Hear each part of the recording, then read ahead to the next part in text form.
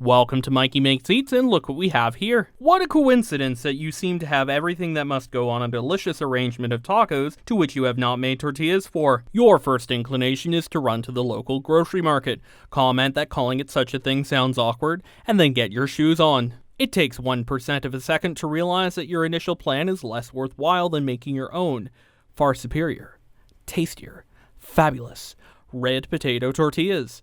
Your weapons of choice include a mixing bowl, whisking device, heavy bottom pot or tortilla press, resealable bag cut in half, pie pan lined with a clean cloth or tortilla warmer, and a large non-stick or cast iron pan. Seemingly random items are placed into your mixing bowl, starting with 1 cup of skinless red potato flour, half of a teaspoon of red potato skin powder, a 1/4 teaspoon of salt, to which whisking shall engage. Upon whisking satisfaction, you add 1 teaspoon of canola or vegetable oil, and mix until the mixture mirrors the image of crumbs marvelously. Finally, half of a cup of dihydromonox hot water flows atop the dry, desolate ingredients, as if to revive a river meadow of dough. Proceeding with the process of making less disturbing analogies and completing more of your recipe, you begin to knead your dough, for you must even out the distribution of H2O. You realize the dough is too moist, and before placing it in front of the living room fan, you decide to sprinkle a little more flour onto it to quell any gloopy sadness.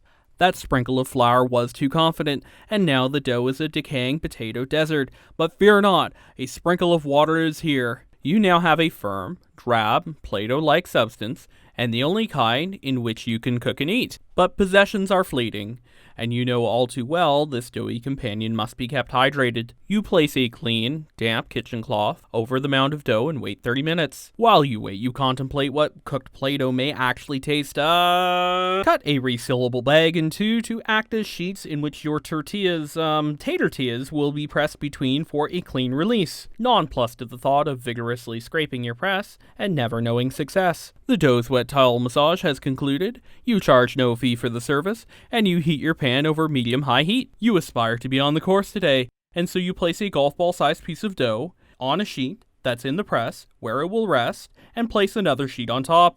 The squishing shall commence. You may begin to reminisce of past times of trouble making tatortillas and tatortillas making you mad. Or if not, you skip over the memories and advance to this time in the video.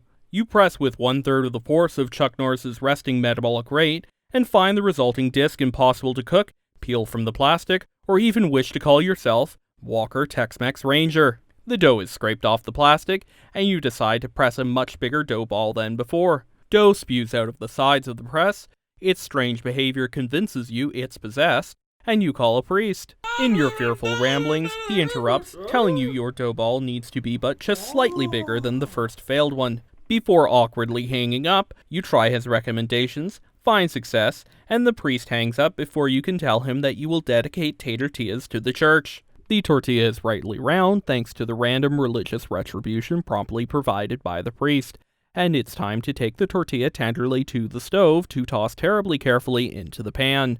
But first, how does one remove a beautiful thin disc of dough from its plastic without a tear? You contemplate, thinking of inventing things in the process, considering the philosophical implications of removing a tortilla. Why? What is the meaning of tatortilla? After your mind becomes messier than a Jackson Pollock painting, you decide upon 3 simple steps. Uno. Slowly remove the top sheet of plastic, making sure to not allow the sheet to crinkle in the process, setting the plastic aside for use on the next tortilla. Dos. Flip the assembly so that your hand is touching the tortilla. Tres. Remove the remaining plastic and stop counting in Spanish. You have, in your hand, all but a bare, raw tortilla. You have arrived in front of the stove, tatortilla in hand, ready to cook. You allow it to slowly flow, like a river of carbohydrates, from your hand into the pan. Waiting 20 seconds for an initial flip, you press your next tortilla. Once burnished blisters develop upon your tortilla, you flip again and press to puff. Completely cooked, you place it in your warming station and close everything in to allow for pliable potato goodness. You finish cooking the rest of your tatortillas, creating a stack of them, well wrapped, allowing lots of steam from still warm flatbreads to soften themselves. 20 minutes pass, and you place 2 beautiful tatortillas upon your plate, adding your favorite toppings, not judging those who make recipe videos for their choices. You still wonder how a priest saved you from the spudly sins of terrible tortillas. Perhaps destiny. Regardless of divine intervention or not, be glad you made these eats.